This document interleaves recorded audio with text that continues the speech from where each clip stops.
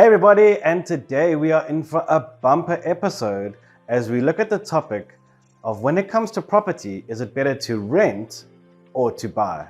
It's going to be a great one, so strap yourselves in and let's dive right in. This is such an interesting topic because we can sit down and look at the numbers, but there's also a really big psychological component attached to it as well. Growing up, we were told, get an education, get a good job, buy a house. Even today, owning property is linked to your status somehow, as if you own a property, that's how successful you are. We're also told things like renting is paying off somebody's bond. All of these things tell us that renting is bad, but is it really? Well, let's start by having a look at the numbers. To do this, I had to make a few assumptions. I'm going to put them on the screen so you can press pause if you want to go into more detail. There are a few that I want to just highlight quickly, and that is the purchase price of this property is 1.5 million. If we were to rent the same property, it would be 9,500 a month. I've put the rental escalation at 6.5%, and I think that is more realistic. I know a lot of rental agreements have a 10% escalation built in, but are people actually getting 10%? I don't think so. And if you are paying 10% escalation and you've been in your place for a while, I'd look around for something cheaper because rental is really in your favor at the moment. And lastly, I just want to point out, if we were not having property and you put the money into an investment, I've assumed that return would be 11%. So now we've built out all our assumptions, let's put the month-to-month costs next to each other. On the buy side, you're going to have your monthly bond repayments, and don't forget about the little admin fee that the bank whacks on there as well. You might have levies, or if you're not in a complex, you're going to have insurance that you're going to pay, and there's going to be rates and taxes, and you also need to budget for maintenance. On the rental side, you're going to have rent. I then run these costs over the next 20 years. At the end of each month, I have a look at the difference between the buy scenario and the rental scenario. If the rental scenario came out less than the buy scenario, I take that difference and I put that into an investment account in favor of the rental scenario. This of course assumes that you're disciplined enough to put that money away every month and you're not spending that money on shoes or anything like that. Once the buy scenario becomes cheaper, I then subtract that difference from the investment account. Lastly, I had to take into consideration all those upfront costs with buying a property.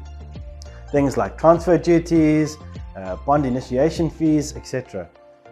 All of those initial costs came close to 89,000 Rand. So in month 0, I put this in the rental scenario's investment account.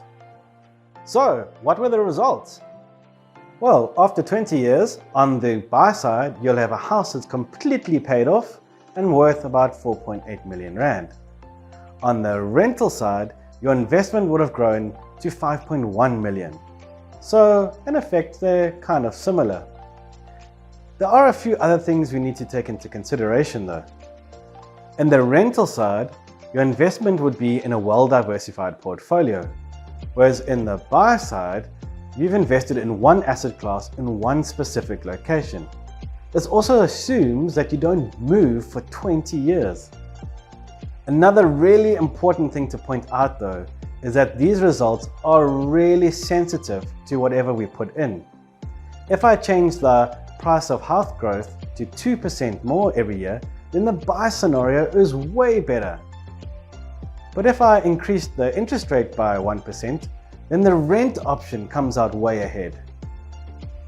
Another thing is that people say you should actually allocate 1% of the total value of your property to maintenance costs per year. So just changing that from 0.5 to 1% puts renting again way ahead.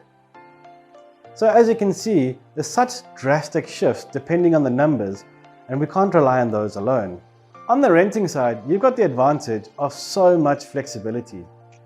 You can up and leave pretty easily and cheaply. But on the flip side, moving really is not fun at all. Another great thing with renting is that if anything breaks, you just call the landlord and boop, they get it sorted out. On the buy side, you've got the disadvantage that you're pretty much stuck in that location. And it's going to take a lot of time and considerable costs and effort to leave and to sell. Are you able to stay in that property for 20 years? However, it does also mean that no one can force you to leave either. And if you're happy, you've got a place as long as you want. You can also decorate, paint, and put up whatever you want in your own place. A lot of people say that you can't make a rented place your home. This is where having a good relationship with your landlord comes in handy, because you can paint and put up things in a rented property as long as you just make it back the way it was when you leave. A rental property can also be a home. At the end of the day, it doesn't really matter if you rent or you buy. The important thing is that you're working towards your goals and the dream lifestyle that you want. As a doctor, you're going to be moving around a lot in your career, especially in the early days, from internship to ComServe to finding an MO post. You could even be moving again for a reg post, and then after that you could move again for a consultant post or to start your own practice.